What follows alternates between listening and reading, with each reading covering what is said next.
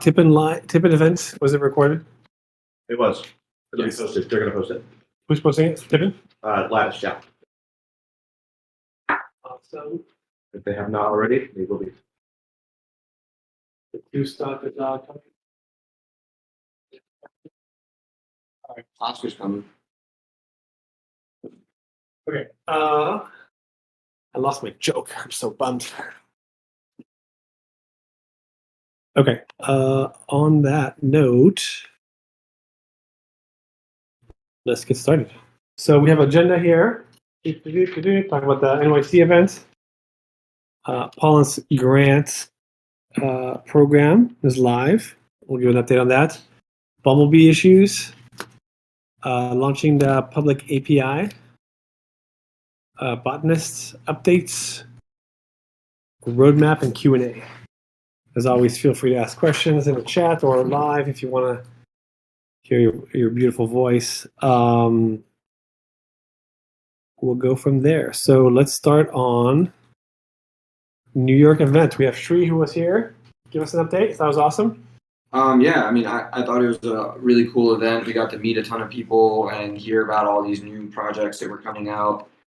There was a pretty good community feedback on how we were doing and what they thought about our project, which was really cool to see. It was really cool to meet people at Mr. Purple as well. A lot of people came out to that event and showed support for our project. But we also had a ton of other parties who weren't involved, who were interested in learning more, who were interested in getting involved through investment, through deployment, through all kinds of different avenues. So yeah, really exciting stuff. And honestly, as an engineer, it was really motivating to see people using our product and getting excited about it. So yeah, I was really jazzed about it and thought it went really, really well. Cool. Honeybee pollen drop rewards missing for 2 to 3 weeks. You look stunned. Yeah, I haven't seen that, but we can. I mean, if they have a support ticket. Yeah. These are not support ticket type questions. Yeah. But if there's no general known outage. No. We have a specific issue with there. Okay. No. All right. Do we want to go through the agenda, then do questions like we usually do, or do you want Yeah. But it seemed related. So anyway, let's talk about Blink. And pricing and hex limit have not been set yet. Correct. We're doing some testing. Yep. As soon as the testing results are in, we'll finalize that. But we do have some early results on speeds. I mean, with general testing, you can get over 100 megabits per second. You're saying 200? 200, yeah. I don't promise anything. Yeah, well, it depends. Ideal conditions. Yeah. This is one sample of one. But that's right. You can get above at least I saw. Yeah. Well, we want to get it more repeatable, but that's good. So we're testing capacity, speed, and range. Obviously, the hex limit is going to be a range-related issue. Yeah. So we'll go through the agenda and then we'll jump into questions. We'll start at Max's when we come back. Do you want to talk about the other community event in San Francisco? Yeah. So we're going to be doing. If anybody's familiar with the area in Valencia, there's a place called the BeeHive, which is just begging for a pollen event. So we're going to be having a Halloween party there. Details to come. So you're going to have a pollen themed costume to get in, or some remote stretch of a connection to pollen. Maybe there'll be a best costume competition. So, and we're looking for a good name for it. So if anybody has any ideas, like a clever name for the Halloween party, please let us know. I feel like Max is going to come up with something inappropriate, so please maybe just DM that, Max. Yeah, Max actually started off our joke. I just thought it was a question as opposed to a nice comment. That's a great question. I'm going to plagiarize that for one of the future waiting times. Okay, so San Francisco, end of October, going to be awesome. Well, back to you, Christian. Do you want to talk about the grants program? Long awaited. I know lots of folks in New York were asking about it, and it sounds like a lot of exciting stuff is in the works. I'm not in the room. Is Andrew? Are you? If you're on, do you want to give a quick recap of how it's going to work for the first round of submissions? In there? Don't see. Yeah, he is. He's raising his hand. We got to pull him up. We changed the UI. I love it. Good job. Amazing. Can't even drag and drop. There we go. Requests. Approve. Wow. Genius. Look at that. That's awesome. How's it going, everybody? We're doing great. They're Good, crushing good. it. Good. Awesome. Well, so yeah, with the Pollen Grants program, it's going to be live. We just got the site up and done. So Zeusdog has shared it, the link in the Discord channel for the foundation channel. So you feel free to go over there and take a look at that.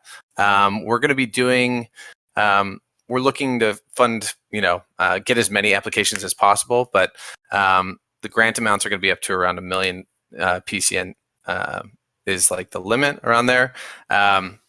And feel free to DM me on Discord if you have any questions about it. Applications, we're going to be looking to do the first round of grants and have a application deadline by 11:59 on Saturday. So midnight on Saturday, get those applications in, and I look forward to chatting with everybody and seeing what awesome projects start coming through. I know that a few of them have already been submitted, so I can't wait to speak with all of you about it. Is that midnight UTC or Pacific? I'd say Pacific. I'll be up late looking on all of this stuff. Sounds great. Anything else you want to talk about? No, I would just. I mean, go ahead, Christian. If anybody hasn't looked at it, there's we've got some priorities on there. Oh yeah. I don't know if you want to talk to those real quick, Andrew.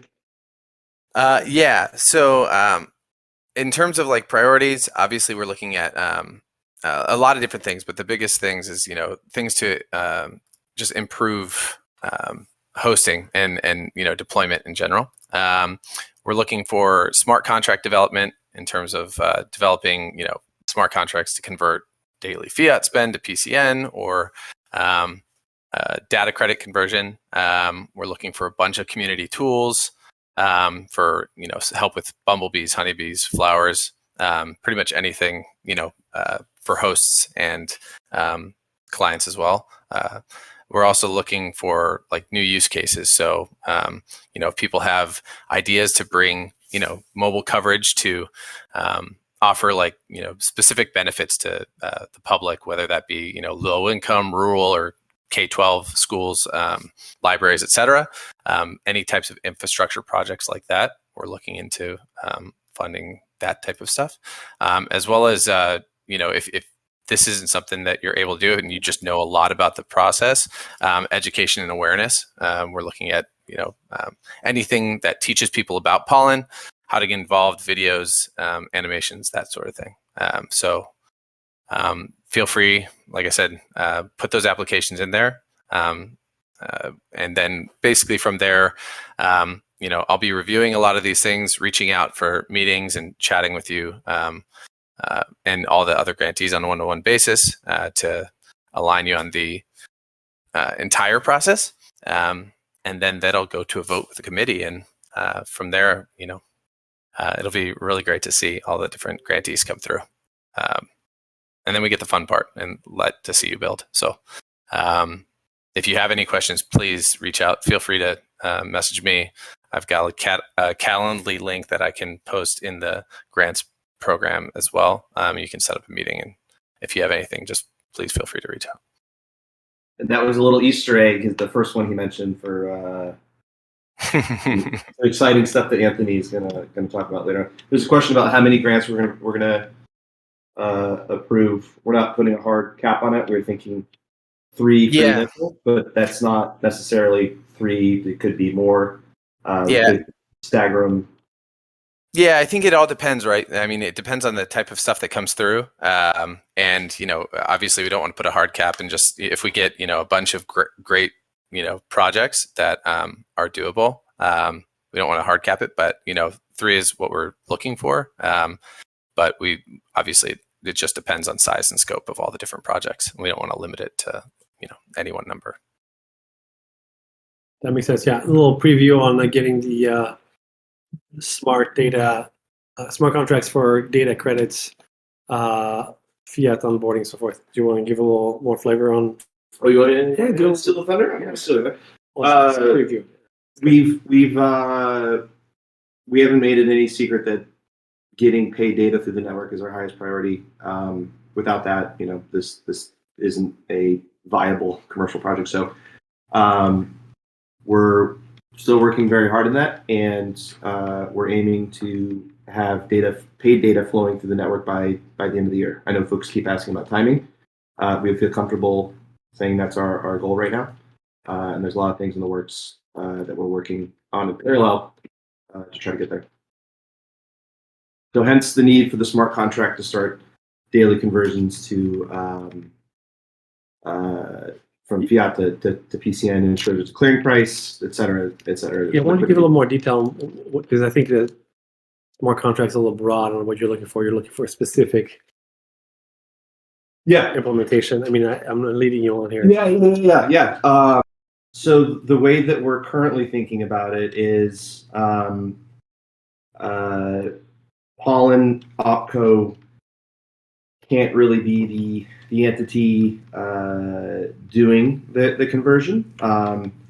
And the way to ensure that you can kind of make this decentralized and ensure there's enough liquidity that no matter how much fiat you're converting to PCN in any given day, that there is a clearing price and clearing volume, we're thinking is through a reverse Dutch auction that would be run by a smart contract. So the contract would receive something like USDC, and we give folks multiple on-ramps to get to USDC, or obviously you could just obtain it on your own. And then the smart contract would run the daily reverse Dutch auction, figure out how many PCN that converts to. That would also set a reference price.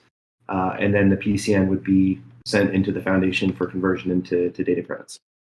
So that's kind of the high-level framework about how we're thinking about it. Obviously open to the community's input and other ideas. But yeah, happy to answer questions on that. Will data be rolled out by location basis or to everywhere? Because some places are definitely not populated enough at the moment. Couldn't agree with you more. We think we're going to do based on a certain density where we want to incentivize network usage and B, density obviously. So we're not saying where yet, but it's definitely not across the whole network is what we're thinking. Is that all right? Our next favorite issue, Bumblebee issues. I'm gonna kick it over to Oscar and give him a little update on what's happening there.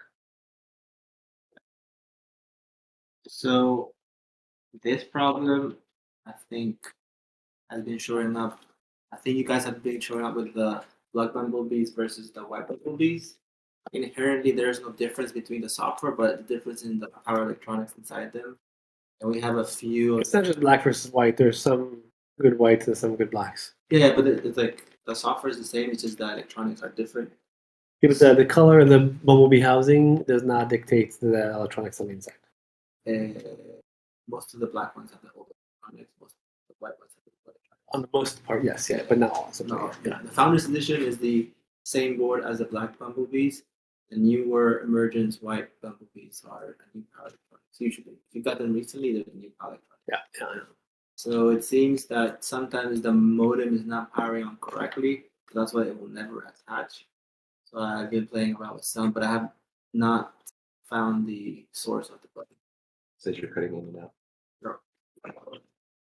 So I'm gonna repeat that again. So if I'm digging into it, and I think it has to do something with the electronics on the newest version of the bumblebees. We know that the last version wasn't great either, but the reliability on this one seems to be more lower. So I'll be investigating that this week and hopefully post something on Discord so we can get those fixed or have a fix that we can push. It might be that we just need to do a firmware update with the new power electronics board to account for some factors that we don't know. But if you can't connect, we'll basically give you some guidance so you can ship it back or maybe try to fix it yourself. But we rather fix it ourselves. Yeah, I mean, I would say the BBs are not seamless like yet. There's still some software improvements we need to make, and then we need to understand if there's a modem problem, like you were saying, to flash on the LTE light red versus no flash, and we have a clear status on what it means if the modem is bricked or not. But if the modem is attaching to some flowers but not others on the same power cycle, that's clearly a software issue. We need to Yeah, so I will be rolling out in the next 2 weeks some improvements to help you guys debug and help me get more information on what to compare it. So look out for those, and I'll be posting them on Discord. But, yeah, we're trying to I'm trying to make my own sprint to address some user interface issues with Bumblebees. I know you guys would like to see when like there's logs to be uploaded and updates happening, and maybe other indicators that you might be wanting to know. You can just let me know on Discord, and I collect those and decide whether they should go on. That's fair. Posted a issue feedback at the USB connector coming out, different from the breaking the connector on the Bulby from excessive wear, but maybe we can make a little bracket that clips on that holds them and do that. That's a good question for. Yeah.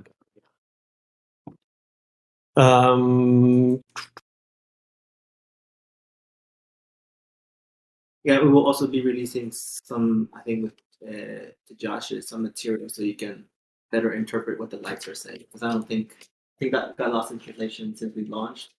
There were some videos that we posted, but it's not clear like what the lights. Needs to be a little table. This and light, it's- this functionality means that.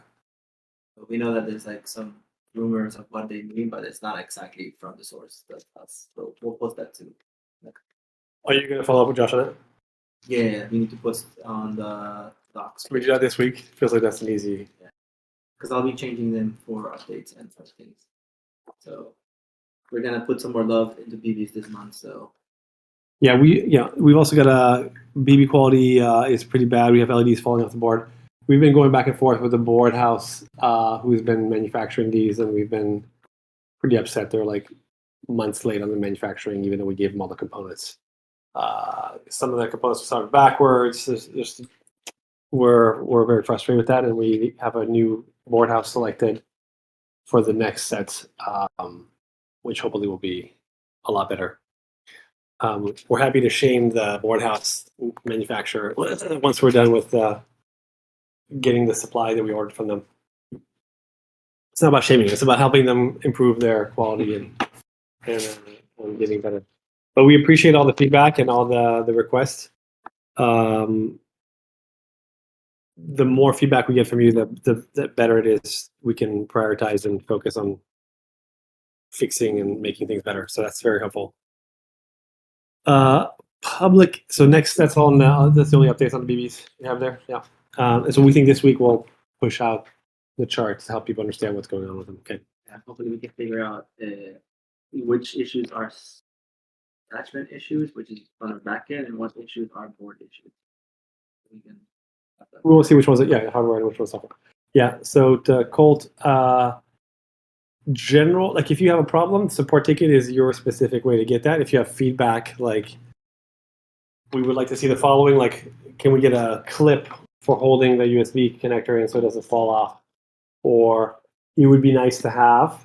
Those are great Discord suggestions. In fact, Discord is a great forum for this. I didn't get my rewards for the last 2 weeks is more of a support ticket, but we'll look at that specific issue here as a theme here. We're not individual. We're not like it's not a group. It's not a Genius Bar group debug session. It's more like office hours. You don't ask for help with your homework, but if you don't understand the concept or you have some idea on how we could do it better, that would be more than welcome. When's the next HB drop? Oh, should we talk about our friends at the fruit company? Probably should. Yeah, let's talk about that. Why don't you give them? You have the update? I don't have the super latest. but I think folks may have seen there's been some news about Apple and NFTs. We're hoping to be doing the latest drop as of last week, but we're just going through the machinations of getting the app approved by Apple. We think we have a path to doing that. It's just taking longer than we expected, so it's coming soon, but it's out of our control right now. It's in the oven and it's getting rejected for how the NFTs are being added and so forth. So we're pioneering some new NFT policies with them and testing what's allowed and what's not. But that should be able to, once we resolve that, then the app should be pushed out, and then with that we'll have another HB drop. So it's really up to Tim Apple at this point. We love Tim Apple. Any idea when the Blink units will be available? Let's go through these. Yeah. Well, I asked for, so let's close it out and we can go this. So Blink units. I think the plan for the drop for the Blink units is we're going to figure out the numbers that we need for enterprise first, and then do a drop for the community. But yeah, it's probably a couple weeks. We're shooting for a couple weeks. We just got to get the testing done. We got to do some scale testing. Get a bunch of NFTs minted. Coming soon. Finish off the production environment for them to put back in. So it's coming together nicely. Hopefully by Halloween, maybe. Before Halloween, sorry. It's definitely before Halloween. I was 2 weeks. Yeah. You're living in the future. Okay, we're going to pause on the questions and we'll come back on Laboravi Videnter. All right, next issue is public API. The next item on the agenda is the public API launching. We're going to make our API public this week. Thank you very much for the early testers and the feedback we received there. It's really helped us get something more polished out. And we're excited to see what gets built on top of this, on top of it. So special shout out, yes, to Pollen.Vision. We love you, and we think the stuff you're doing is super helpful and awesome.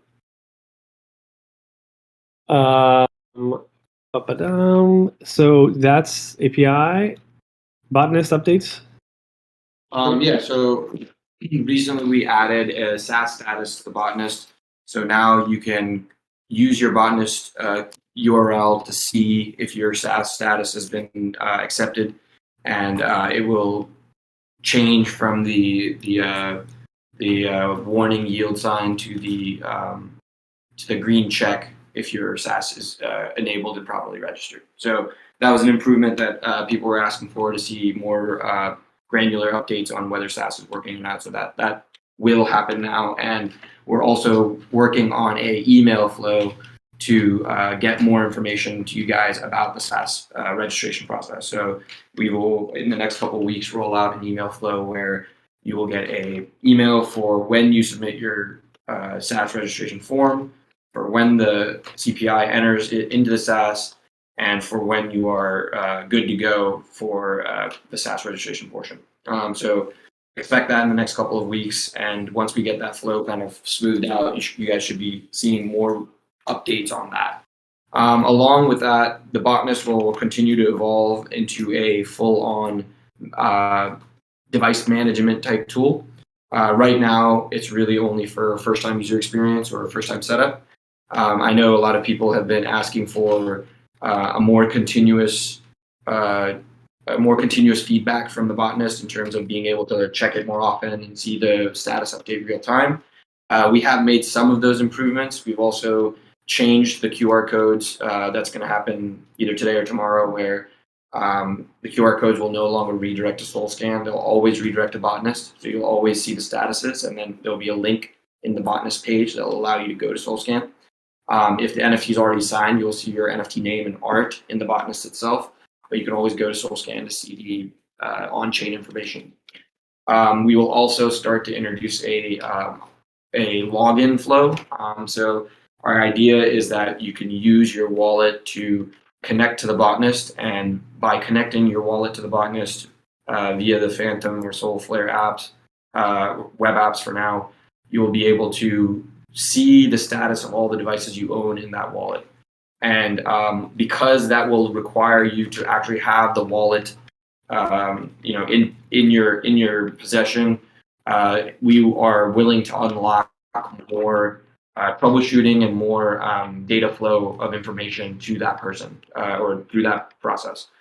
So what I mean by that basically is because we're verifying that you are the wallet owner and that you do have the NFTs that you claim to own, we're going to give you more granular information about what your flower is doing. And eventually, I think we're going to start building in features that allow you to reset and reboot your router remotely and things like that, or your radio remotely, excuse me, and things like that. So that's coming pretty soon. We expect that to come around in the next couple of weeks as well. And we're, again, open to feedback on that, but I think you guys will really appreciate that because you'll be able to see all the devices you own in the wallet. You'll be able to monitor them all in one place. And as we plug in more SaaS information, you'll also get more granular information about SaaS grants. And so in the future, you may be able to see what the SaaS is doing to your radio, why it turned it down, when it turned it down, things like that as well. So we expect that kind of granularity to come with this this new flow. And yeah, we're really excited about it. Sweet. Thank you, Sri. All right, we'll talk about the couple roadmap updates, and then we'll jump into Q&As. Yeah, people are really excited about the work you guys are doing on that with your team. So nice work. Okay, so two pieces that we're kind of bringing up soon here without doing too much. We think that there's going to be a staking component, and we've been thinking about this for a while and hearing feedback of some users saying, I have a more prized location. They can cover more hexes or have more throughput, so forth. And so we've been thinking about having a base hex limit and a staked increase to that base hex limit for someone who thinks they have a nicer setup. And so the idea behind this is somebody would be able to do, this is on the flower side, sorry, this is on the flower staking. We'll talk about the killer bee staking next.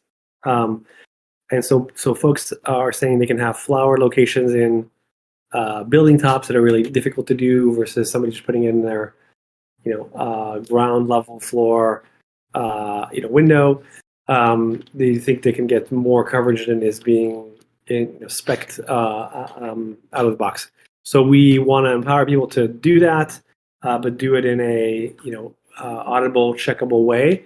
And so we think that in order to earn more, you would have to have a downside for doing this. And so this is probably going to, these two numbers are probably going to change over time, but we think you could potentially either increase just the number or increase and call out certain hexes that you want to cover, and then stake PCN to be able to cover those and say, hey, I am covering more than the base number that the flower would do from that.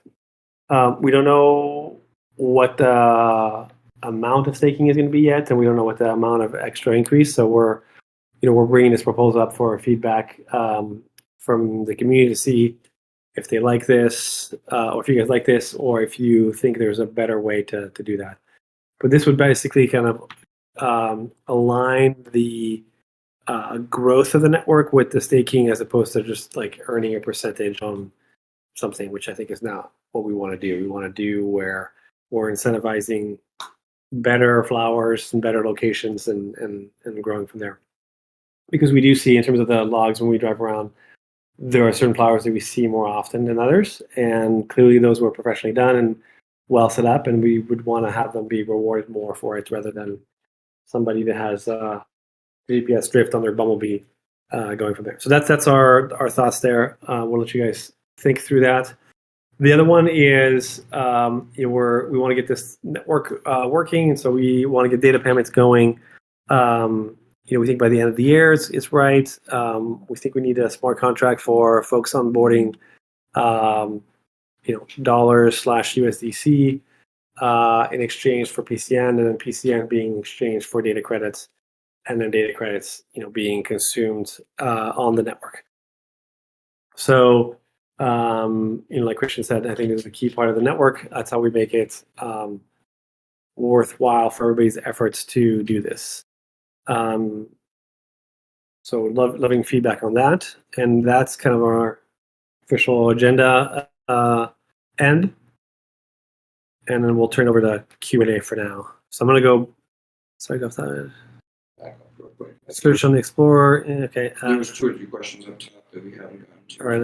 Let's go in order of chronological. All right. So there was a throughput issue on the Moso flower. Some folks are saying they can't get more than 5 megabits. Right? You're So thinking in your head. Let's hear it. it's the most of flowers are capable to going to at least 90 megabits per second. So it's limitation with the IPsec or the IPS. Mm-hmm. So we're trying to figure out tomorrow or today. Not tomorrow morning. We have a call with trying to figure out what's happening. But this is a reproducible issue that we know. So it's like a CPU issue on their side, or they're not, the tunnel's not correct, or something like that. I'm not sure. It's just a throughput issue. It's like there must be something that didn't got misconfigured when we moving from testing to production. Because we were getting higher speeds. You were getting higher speeds on greenhouse Mosos prior to them shipping, and so either you believe that they're not configuring in the same way that we did in testing on production. Okay. I need to figure out the root cause of why the speeds are being limited. It seems like it's being capped rather than it's just the limit of what we can handle. So I see. So you're saying it might be like per UE you only get 5. If you were to take like 3 phones and each do the speed test, would they all get 5 for a cumulative of 15? So it's not like the bandwidth available is low. It's just settings seems like it's don't allow users to go faster than X. Okay. If you do the speed test yourself, it like shoots up and then it just like it's being capped. And I need to figure out what that root cause of the cap. And you're in touch. Moso knows this. Yeah, one of the engineers at Moso knows about it. And he's working on it. / you're talking to him tomorrow about it. I'm talking to another person tomorrow. Got which is from our side of the stack. Got it. And are they working on it, or are they waiting for us to do something? Wait for us. We're blocking on them. Okay, so then tomorrow we'll have a better idea on how to help them debug it. Correct. Okay. But yeah. All right. So known issue. Yeah. Have we tried multiple phones at the same time to do 5 and see if they all do 5? Okay. So it's the bandwidth is there. It's just per device being capped. And you're saying prior to testing, so prior to production, it was not showing us and you could go faster. Correct. Yes, what is it? No, I got a plus 40 and then this is plus 90. So I need to investigate why. But if I do it, I've done it with 2 phones, Band 48 capable laptop, and you get 5 across all of them. Yeah. So you're thinking this is a settings issue, not a. Yeah. And I'm trying to figure out is it the radio settings issue or it's the IPS issue. Well, how can it be an IPS issue if you're getting 15 total? Speak louder. What is it? It could be a configuration, how much bandwidth to get allotted per device. Oh, on the okay. All right. So it's tricky to debug, but it should be straightforward to find out where rigor is like. Okay, and that scientific process is happening this week? Yeah, it has to happen this week. I want to basically put the most of level so we can hopefully keep moving more radios so you guys can buy some more and basically deliver a better user experience because these radios are good quality. So we think the most of the radios are high quality radios. They just are not performing to the level that you saw and expect them to. Correct. And we need to fix the issue so that happens. Okay. And then once we fix the issue, then we can talk about deploying that, having everybody in the field confirm that the performance is matching our expectation, and then we can talk about having more on the network. Okay. All right. So there's a blocker for getting more out there. So I want to solve that as fast as possible along with Bumblebee. All right. You have a busy week ahead. Yeah. Then we have Tim Apple too. So. Yes. Well, Tim Apple hopefully will happen in parallel on that. I think you may have accidentally skipped. I definitely skipped people because Amigo, I think was the last one. 522. I'm like 510. Okay, 522. Blank. Okay. Yes. If ByCells is forwarding me to Pollen, ooh, I love this already. To open a support ticket for a Danny that was shipped dead, as in the hardware is kaput. Who is actually responsible for replacement fixing it? Because it's only the red alarm lights that turns on, and that's a hardware problem as far as I know, and that's them, not y'all. I believe that is their issue, but we are going to do the first line of support by saying, yes, you have a dead piece of hardware. When was it shipped? Then we can grab it from you, and then through the magic of FedEx, ship it back to them, and then have them. Yeah. So we're going to have to go RMA it through our process, or at least can we have us debug it and then approve it, and then they go and swap. We The haven't been substitution. doing that yet, but that is a process that we could introduce. Right now, the process has been we get the device back, we try to do things with it and confirm that it's completely broken, and then we send it to ByCells and have them RMA it. And usually, in the interim, we're sending a replacement unit to the customer. So that's been the process for now. I think perhaps in the near future we could switch to a method where the customer sends it directly to ByCells, but because it's being sold through our store and because we're the middleman here, I think ByCells They expect would us to- rather it come through us than through the customer itself. That's fair. Okay, that makes a lot of sense. Okay, that's answered. Hopefully, we can have a better process on that as well. Okay, if we have a iOS app to track BB hex validation progress, would that require a new hardware? How is that planned in iOS app? Not sure if we have Bluetooth Wi-Fi adapter where iOS can reach BB. We're actually planning on doing that through the core and having that come all the way around the other side of the connection. So even though the two devices are right next to each other, they're both going to go out and report to the core and then reconnect back and go the long way around instead of the short way around. Right. So that's what we're planning for the honeybees. We haven't really discussed how we're going to display that for the bumblebees yet, but Yeah. a similar process could be used for the bumblebees as well. It feels like that's the cleanest way because that's the only way to confirm the log was uploaded, the confirmation happened, and all the checks are good and everything there. Yeah. You won't get connection or you won't get information from the BB unless it was able to collect online. So you won't get the pollen drop count to date live or to I guess live. But if you do attach and then it pushes, then you should be able to get the info and do that. Right. So if you have pollen connectivity on your bumblebee, then you should be able to see the information as it happens.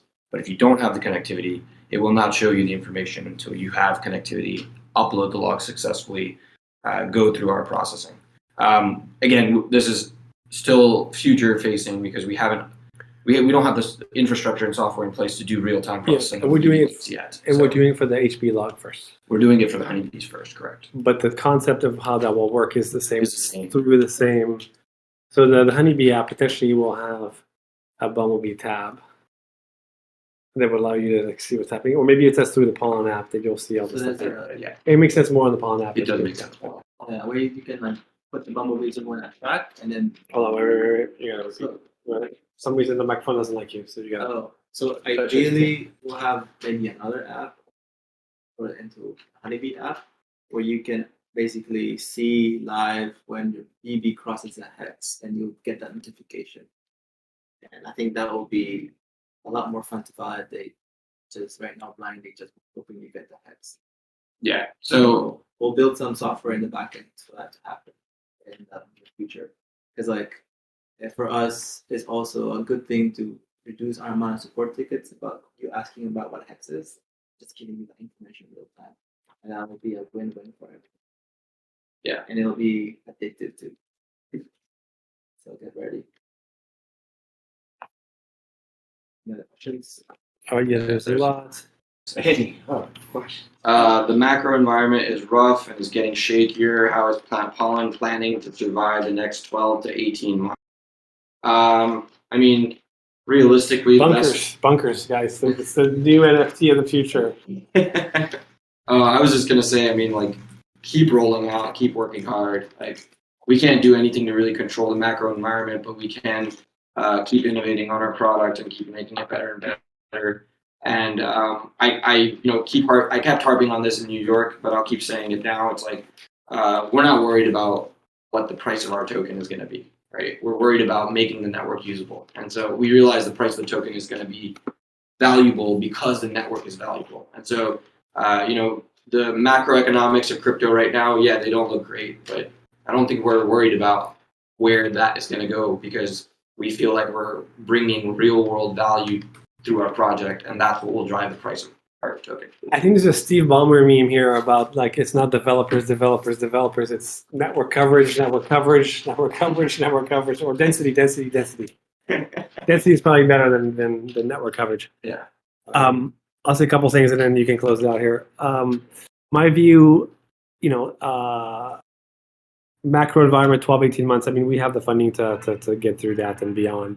So that's not the issue. The main thing is, are we doing the things that are most important now to add value to where the future is going, right? And so there is going to be an increasing demand for data, that's we know, and so we want to make that easy to capture and offload. There's going to be a downward price on data pricing, and so we think we want to get that. I mean, our pricing is very aggressive now, and we think that will be very compelling. We will also want to empower people to solve their own problems with their own connectivity wherever they are, and that's a very powerful tool. So we want to be decoupled from the hype cycle. If Bitcoin was $100,000, I don't really care. It's great. I hope a lot of you guys get really wealthy if that's the case, but we're focused on getting the density that we want to have for the network to be usable, and especially if the density is complementary to the existing MNOs out there, that makes it more valuable. So I think the thirst for data is not going down, and there are more and more applications that need to have that. So you're just beginning to see food delivery robots and autonomous vehicles and drones and everything, and they all need to be connected and they all need to get data. Vehicles that are smart, that are remote controlled, use substantially more data than phones do, and so there's going to be more and more demand for that as we go over time. Christian, you're the financier. Finance. That's right. I've lost the correct pronunciation since leaving the finance industry. Finance and high finance. I would echo all that, and would just add one other point. I think Bill Gurley made a comment today that he hasn't seen a better time to be building something from scratch in the last 15 years, and we agree with that. I don't think Bill Gurley is the end-all be-all here. But this is a valid point, and we agree with it. It's valid for once in a while. Yes, he was probably just parroting something else. But I think the sentiment is right, and we're excited to be building through this because we're doing something real, and we think it actually benefits us in the long run. I think it's the right time to build Pollen. So exactly. That's what he said, right? See, he's endorsing Pollen through his great. So next question. How about SaaS? Oh no, investigation underway. We already answered that. How do you? Well, we missed. Where? Pollen.Vision. I'm at like 525. 525. Yeah. Okay. Okay. We asked. We update on staking. We got that one. Killer Bee staking. We still haven't worked that part out. Are we different 525? I saw Pollen.Vision shout out. Is there an investigation of Moso flower speeds? Okay, done. Yes, answered. Okay, how do you go about SaaS flower, registering a SaaS flower with replacing another, switching it out dandy for a Moso? That sounds like a support issue that we need to have a cleaner guide on. Yeah, I mean, if it's a different flower, you need to do SAS registration all You over said, again. yeah, correct. Yeah. The flowers online after a certain time. Yeah. So yeah, if a flower is offline for a certain amount of time, it gets deregistered from the SAS. So if it's just replacing it and you're not operating one flower, you're operating a new flower, you just have to re-register. All right, Jam, I'm new to Pollen. Sorry if this was answered somewhere else. By the way, Jam, I want to shout out to you. Sorry, I know I flaked on you last week or the week before that. We set a meeting and I didn't show up, so that's my bad. Okay, what is the transition time between switching MNOLT to Pollen ENBs? How many simultaneous UE sessions at say 10 megabits can be supported? So great questions. We are not talking about the MNO to Pollen handoffs yet. Technically, the handoff should be sub-milliseconds because the core is coordinating the handoffs between that, but that requires some integration to be live on that. If you're going on a detach from a carrier or from Pollen and switching that way, it will be kind of a nasty experience because you'll need to leave the coverage area. You'll need the RSRP to drop to minus 136 dBm, which is basically off. And then they'll rescan and research, find the other network, and then attach that in. So that's not a good experience. We want to make sure we can do the handoff in a coordinated manner. I don't know if that answers your question or not. How many simultaneous UE sessions can we do at 10 megabits? Depends on the speed and how far you are, but say you're within range, you could do 10. You should be able to do on the order of 7 to 9, depending on which radio and what you are doing. Will be the radio.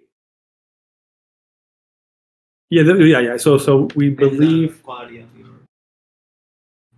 assuming the backhaul is perfect, right? Is one aspect, and then there's obviously a power like over there.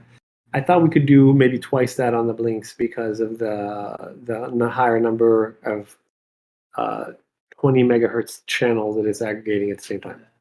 The blink claims that they can do up to 3 megabits in a perfect one. Times 3 on each? So I think total. Yeah, it's accurate. Oh, sorry. So it's 100 on each. Okay. And it's 96 users, right? Versus 32 for Dandy. Yeah. Okay. That's a non-answer, but it's roughly, let's call it 5 to 10, depending on how it works. Is there a SAS section? I think those Those are- questions yeah, have been yeah. answered. Okay. Scrolling down, we answered the macro environment question. I think the next one is 532. With respect to GPS drift, it seems to be extreme in some places. Any thoughts on improving the location mechanism? Yeah, we're working on hard on that. There's 3 fixes for it. One is looking at all the other cells from all the other carriers, so that if you're hundreds of meters, that's not a valid cell signal. Same thing with Wi-Fi, and we have a GPS improvement coming that should make things much more clean. There's also some folks are spoofing or purposefully hurting the GPS quality, so we might have a metric for how good the GPS needs to be in certain areas based on what you're able to report. Obviously, if you have your Bumblebee inside, you might still get GPS, but the GPS might be worse. Versus if you're outdoor, you're going to get a better fix on that. That definitely is something that doesn't need to be improved, but that's something that we want to improve, and we don't know exactly how to do it besides those methods there. We're also looking at different GPSs, which would be substantially higher performance. Yeah. We need more data from our flowers in order to be willing to stake particular hex. Too much risk that pollen changes something that artificial limits the flower's range. Yeah, I agree with that. If we could 10x the range of the flowers, we would 10x the range of the flowers. So, we're happy to let you know that we're trying to get you to maximize the range from the flowers because that makes the network easier to grow. And I would also say I think it's not as much pollen changing things randomly. It's more like things like the SAS, which could turn down your radio. That's a good point. That's what I think that's what he was referring to. Okay, makes sense. Yeah. So- And that's kind of we could carve out SAS out of that. Which we probably should. Yeah, because it's existential out of party. It's like it's like something you can't control or Yeah. predict. Right? So that's a good point. that makes sense. That is definitely something we need to consider is how to be sensitive of the staking while also be. We don't want the goal of staking is not to have a gotcha. The goal of staking is to have people that have better locations be able to get more range than those that don't have good locations, and then have a way to properly scale those rewards out. Yep, definitely. But in general, like everything we do is for the betterment of the network, and so if we're changing something, is because we think it's better for improving the range of that. But it's true, the SAS is a problem that's out of our control and would affect your range. Yeah. Any updates on making bumblebees available for people that were only able to get flowers during the Moso drop?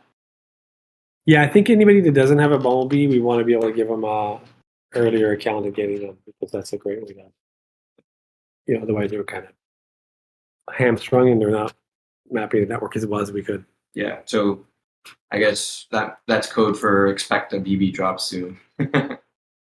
Well, no, but it's BB drop soon, and we also want to give early access to the folks that. So we want a way to get that. Yeah. Moso is supposed to be 200 megabits download speed, right? And they're getting 5. Yeah, I think the discussion is, why is that happening? We kind of answered that. There were some other people in the chat who were saying that their greenhouse dandy is crushing their greenhouse buttercups in speed, and he thinks it's a VPN issue. This is Max.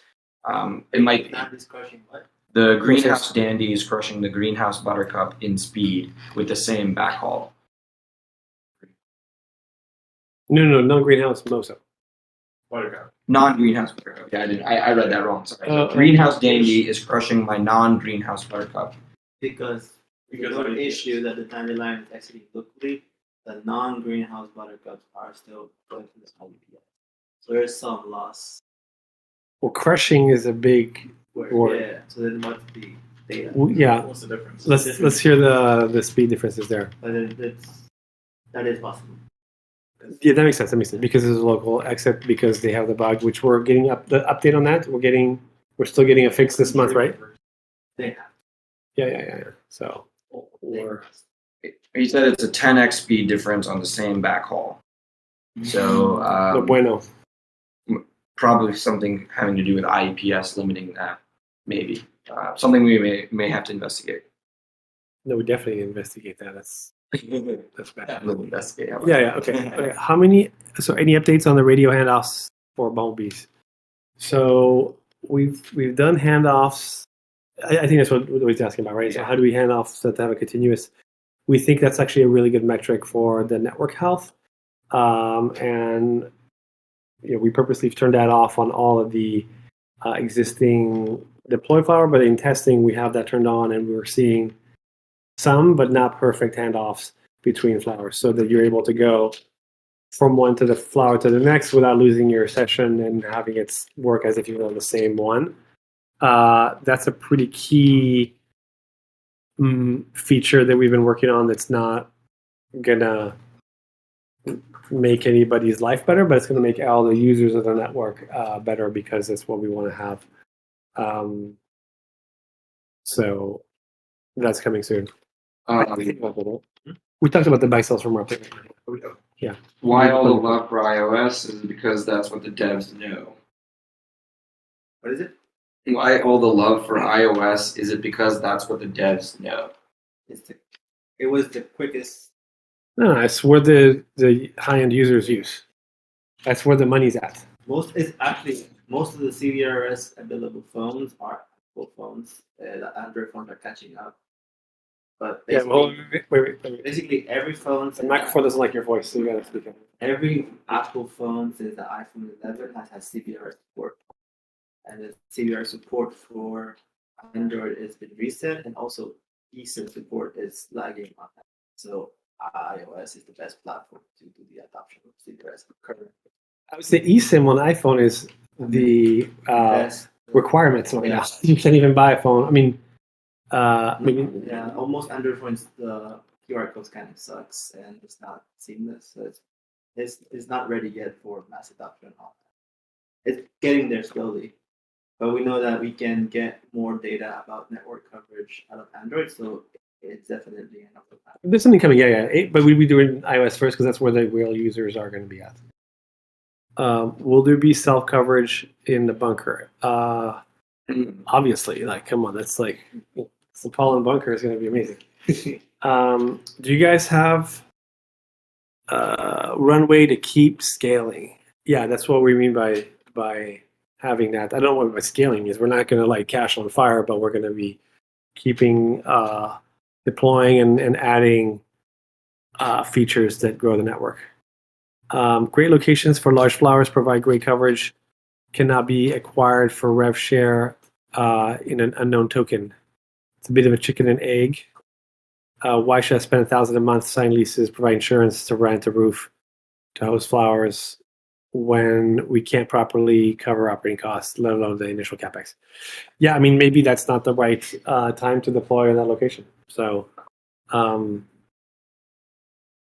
that's a decision that everybody needs to make for themselves. I think that was more in line with the question they were asking about the token itself too. But I mean, Yeah, we're here to build a network, and once there's going to be traffic, then hopefully that makes it worth it. I mean, clearly the other guys pay money for the best locations, and they roll their own. So, we got to get into that.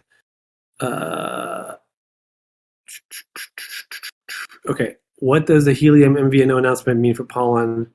Any strategy change? I mean, I think the Helium announcement is a Helium announcement. They blatantly took our strategy and are rolling it out after making fun of it and laughing and saying it was dumb. There's a difference between announcing something and then doing something. And so I don't think we're changing any strategy on our side on that. It's good validation that we're doing it. We've said from the beginning we want to be the world's next generation carrier, and we still think we'll be there first. So, Omdia reported that dollar rev per GB for MNOs is dropping by 59%. MNOs need an alternative network. In response to Anthony's comment, DY is needed. Thank you. Yep, I think we definitely want to have as much, traffic and available radios to be able to have everybody connect to the internet as easy as possible. Having an MNO, I read the announcement like Helium is paying people is paying carriers as opposed to generating value and paying the hotspot and tower owners. So it looks kind of like, we're reading tea leaves because it's super early, but didn't sound like T-Mobile was putting traffic onto the Helium network, which I think is what they were announcing with Dish previously. And so let's see what happens. There's a long way between now and when it launches.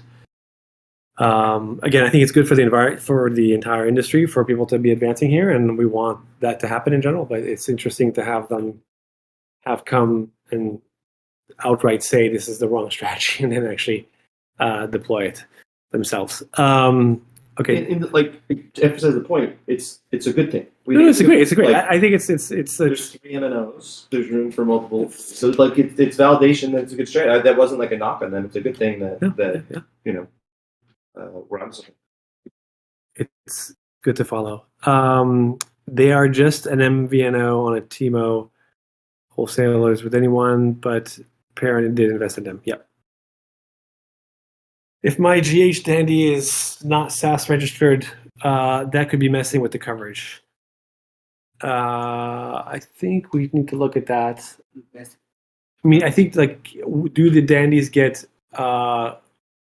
turn down in power if we haven't reported that. It should You know, not, the- but this user also reported that they were able to connect behind the radio, but not in front of the radio, which makes me think it's more to do with like interference and like other channels like interfering with their or it's broadcast. a bad radio, but like it's Or- weird that you would connect behind. I mean, behind is normal. Like if you're close and Yeah. it goes behind, but if you're in front of it and it doesn't work, you should can be, see it. That right. there's something weird happening. Right. We've noticed there's a low E glass is basically like a metal wall, and the signals do not go well through that.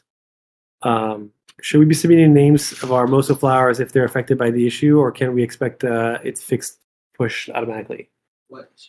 The slow connectivity. Oh no, that's everything's in the back end, so it'll magically. But you're going to announce magically The before it magic happens. happens on magic. All right, we're going to announce when the magic kicks in. Right now, there's nothing to be. We are aware of the issue. It affects everyone, and we need to fix it. And when it fixes, we're going to announce. Okay, what is the pricing going to be once you start charging for data credits? Will it be competitive to other mobile providers? I believe we initially said the pricing was going to be 50 cents a gig, with 80% going to the flower owner. And that pricing was going to be transferred through the data credits, and the PCN was going to be used to pay for the data credits, which will then entitle you to a fixed amount of data transfer and go through there. We think the MNOs and MVNO data pricing is somewhere in the order of $3 to $4 a gig. So that's kind of 6 to 8 times less expensive. The per gig price might need to become variable over time. It might be more expensive at certain times of day, and it might be more expensive at certain locations. Don't know how we're going to do that yet, but it seems to make sense that it would float based on capacity, demand, and everything there. Why not implement a stake program to prevent scammers from spoofing, etc.? I'd love to know how to do that. So Big Mac Sauce Belly, like if you have an idea on how to do the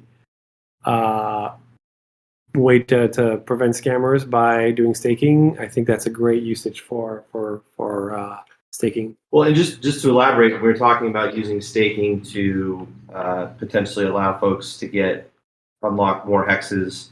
We have seen buttercups where we're pretty certain people can truly actually get up to like 100 hexes. So it won't just be just for that application. We're thinking that maybe, we'd love to get feedback on this, every flower that goes up, you have to stake something. And if you don't have a PCN, then you can accrue it or something. I don't know. But every flower would have something at risk to make sure that there is a penalty for gaming when it's caught beyond just the escrow. Yeah, but the gaming could happen on the Bumblebee side as well. Well, I was just about to say, I think the gaming aspects that we've seen have been more prominent on the Bumblebee side than on the flower side. Stake those two.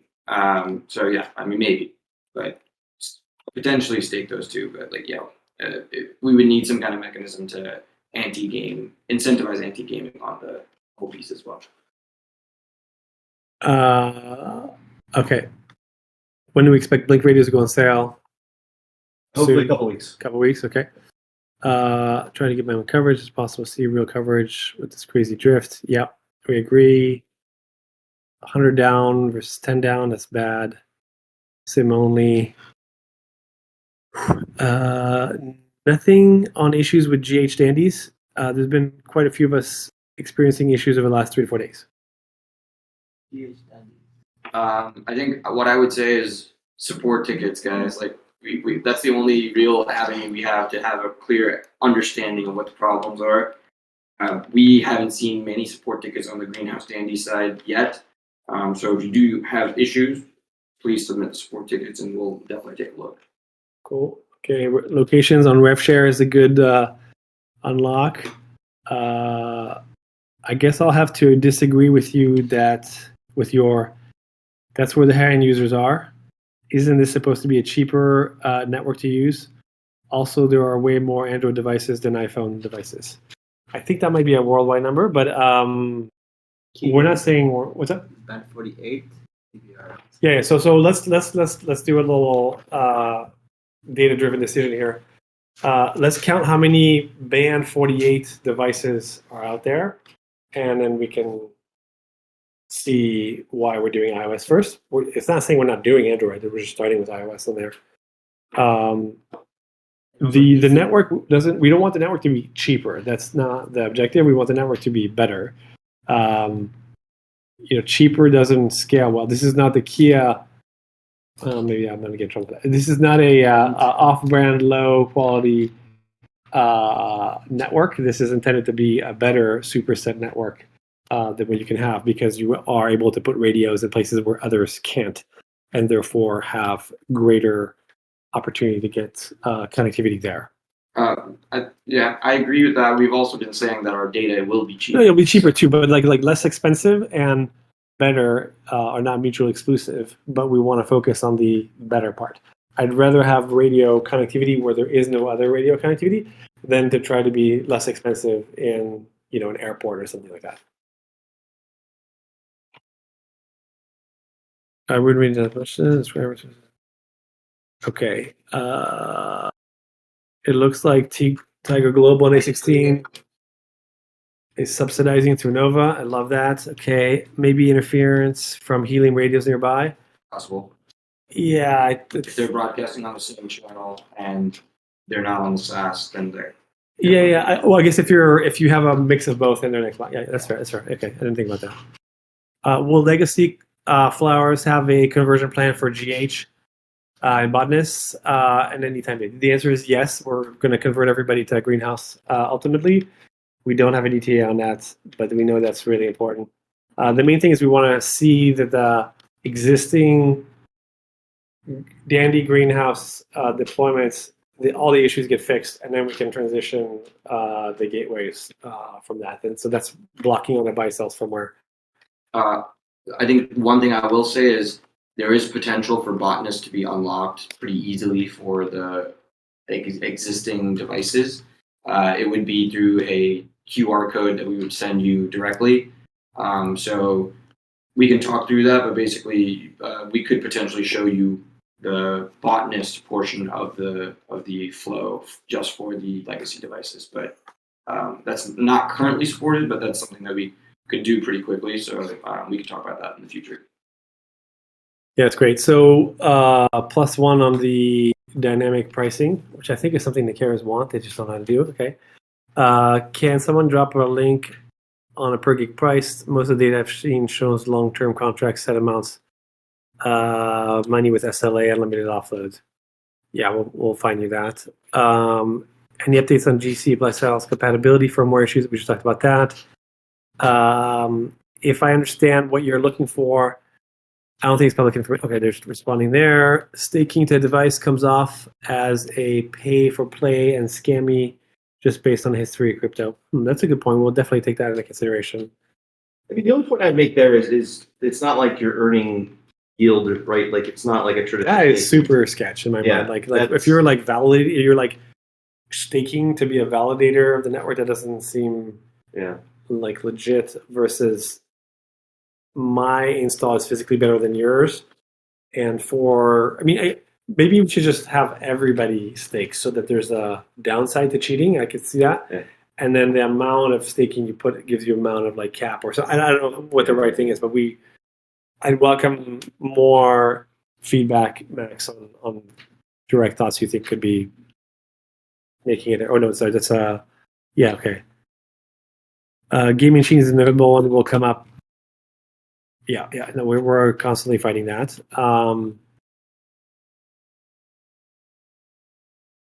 Yep. Thank you for Colt. We'll look at that. Okay. Boingo used to be a public company. The financial statements in 2012 was the majority of information. Yep. With Apple leveraging satellites for emergency connectivity, T-Mobile tying up with Starlink, any plans in Pollen having a satellite connectivity option? I think we want to focus on building our network and being the best here. I think that using satellite for backhaul in places where it doesn't exist is great. Having satellite for the direct phone connectivity is really nice on an emergency circumstance, but it's not usable on a daily basis. We looked at that, We have a couple flowers off of Starlink, and that works really well. So we'd recommend that for the faraway deployments. Yeah, so I don't think that okay. Yeah, I don't want to do things for optics. I want to do things because they make sense. I think it does make sense to have some sort of satellite uplink opportunity, but we want to do it where the uplink then still gives you a local network that your phone can connect to on that, and without making the phone or doing the satellite piece. I think it's not in our cards to do that short term. Although it makes sense for people to do LTE from low Earth orbit at some point. Like Google had a plan on this, and Facebook had a plan on that as well. They were drones and balloons. Good luck on your SaaS registration on that. But when pollen advertisements? Oh, well, we missed the one right before that. Oh, sorry. Any comments on multiple Legacy flowers on a stem? Well, yeah, that's the official party line is 101? 1-to-1. So we don't advertise them as being supported. I know people have gotten them to work in the past, but yeah, we are firm on that 1 flower to 1 stem. And the fix is the GH conversion later on, then they just all plug into the same switch and then we're Correct. Yeah. Correct. When pollen advertisements? I don't know. So I mean, you mean more like for third-party ads or us producing a commercial? maybe that, I think. Yeah, okay. Yeah, we should do that. There might be some fun stuff in the works. We could do that. That teaser from Christian there. Christian's not a good Max player. says it can make a bad faith argument and say that hex limits are below what they should be to get people to stake. Not saying that's what's going on here, but think it's a good idea to be aware of how it could be viewed from the outside. Yeah, I mean, I understand that sentiment. I think the hex limits, we implemented them for the sake of anti-gaming. So if you're staking and you're doing the hex limits, like you're but it could be that you just have to you get 1 hex and then everything after that is this stakeable hex, and then if it gets covered, great. If it doesn't get covered, then it doesn't happen. I don't know. We're not going to solve it now, but we should definitely think more on that. But I agree with you. It's weird to do requiring staking to do more, but people also want to do more. So there's a balance to that, and I think we can be data driven in that decision, right? Like I think we can show the data of how much average flowers are doing, and then kind of build from there.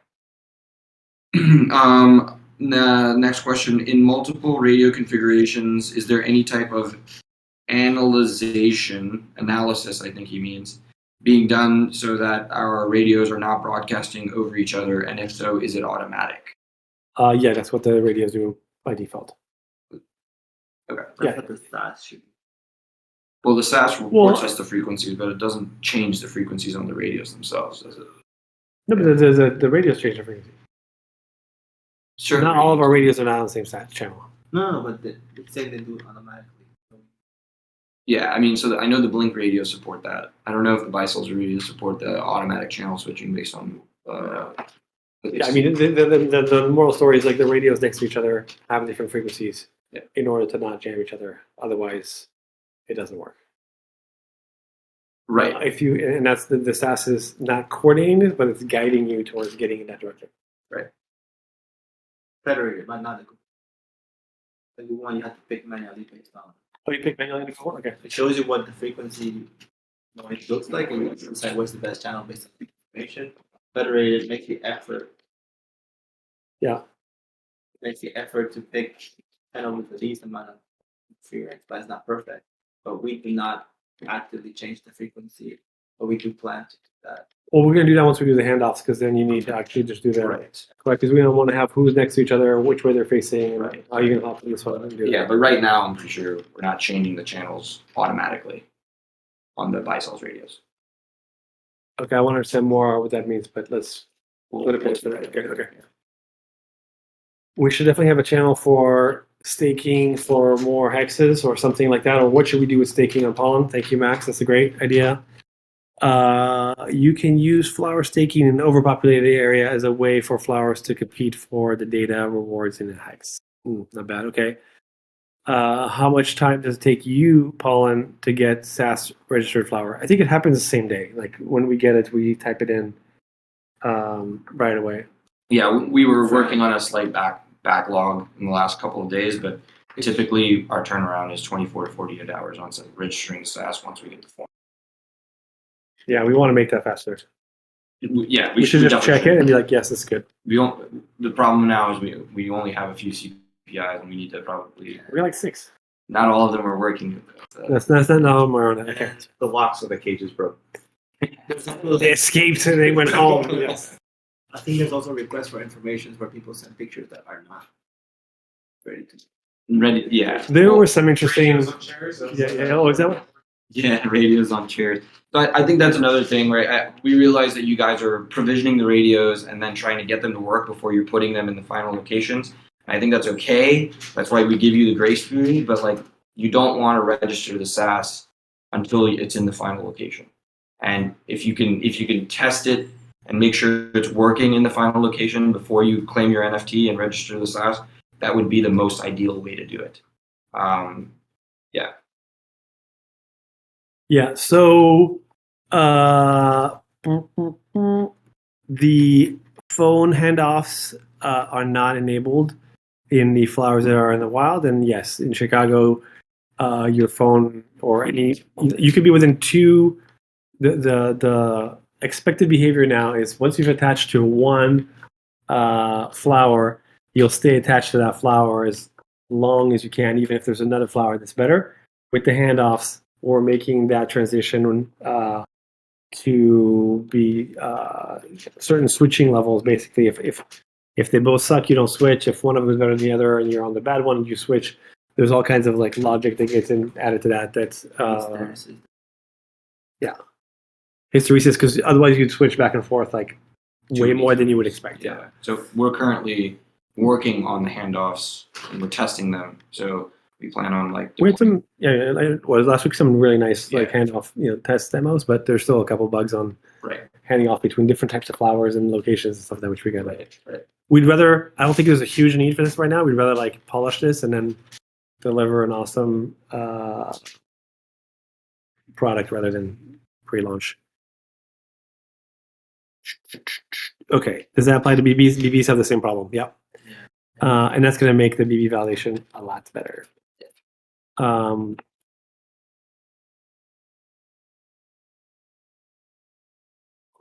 Okay, reduce this. Okay, this is just showing I have pollen coverage on my phone. Is it gave me rewards that attach? Wait, what does this mean? Hold on. This is just showing I have pollen coverage on my phone. Isn't getting me the rewards for an attach. Oh, I don't understand that. Oh, whatever he's saying something else. Okay. All right. Thank you, everyone. Yeah, so heated Lyme, I think we need a support ticket. Like we can investigate further.